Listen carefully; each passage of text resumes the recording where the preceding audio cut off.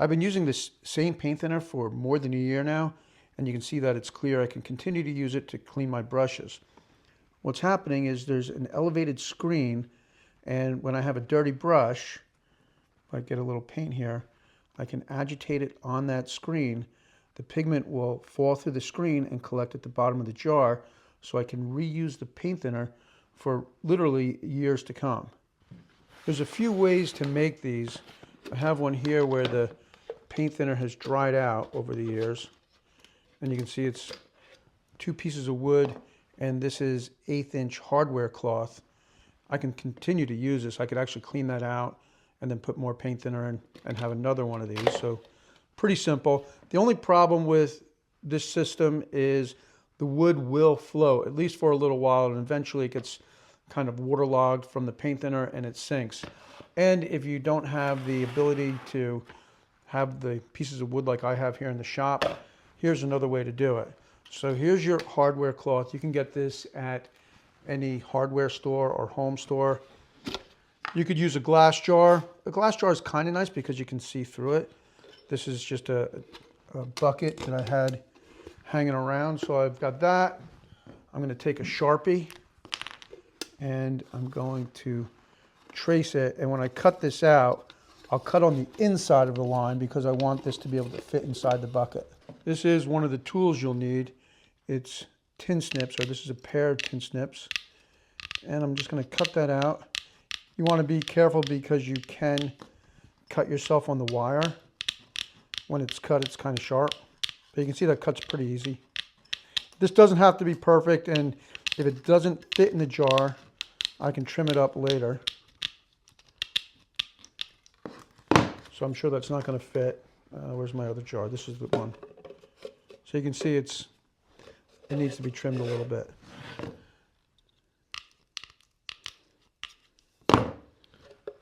All right, that's good enough. Again, it doesn't need to be perfect. If you want to use the wood method and you have a block of wood, you can just cut 2 pieces that are smaller than the opening. So I'll cut 2 at that size.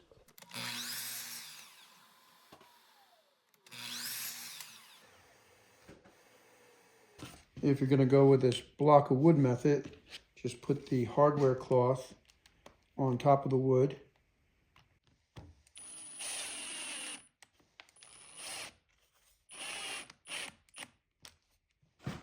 This is probably the simplest method. The only downside is the wood will float until the wood becomes waterlogged with the paint thinner. Here's another method with just a few dollars worth of hardware from the hardware store. So I got a few washers here, a few 1¼ long bolts, and a few nuts. I want to put the bolts through the hardware cloth, so I'll use an awl to stretch the cloth out a little bit.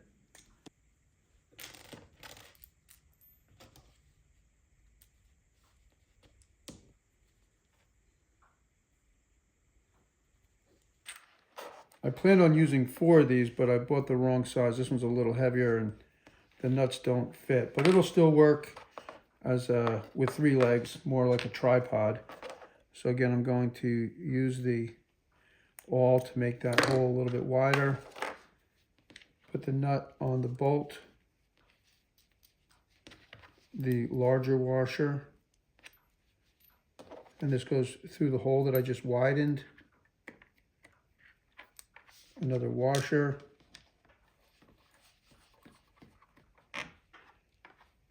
You can hand tighten these, but if you have 2 wrenches, you can tighten them against each other, and that'll just keep them together with a little more insurance. It's not like they're going to be getting any work.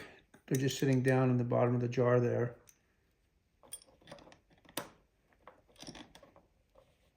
I can go ahead and drop this into the jar. You see how that works. And the next step is just a little paint thinner.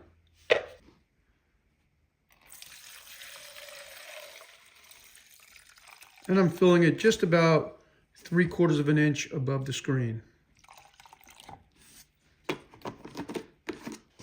now we can test it out. If I'm going to clean a brush, I remove most of the paint on a paper towel. then just agitate it on the screen. I can leave it in there for a few minutes or an hour or so and come back and agitate it again later. And probably in 24 hours or so, this will be clear again, and you'll be able to see that the paint thinner can be reused. It's the next day and the paint thinner is almost clear. Most of the pigment has fallen through the screen and is now collecting in the bottom of the bucket. And that's the whole idea. Separating the pigment from the paint thinner so you can reuse the paint thinner for a really long time. Now, these are just two methods. If you can come up with something simpler, whatever works for you.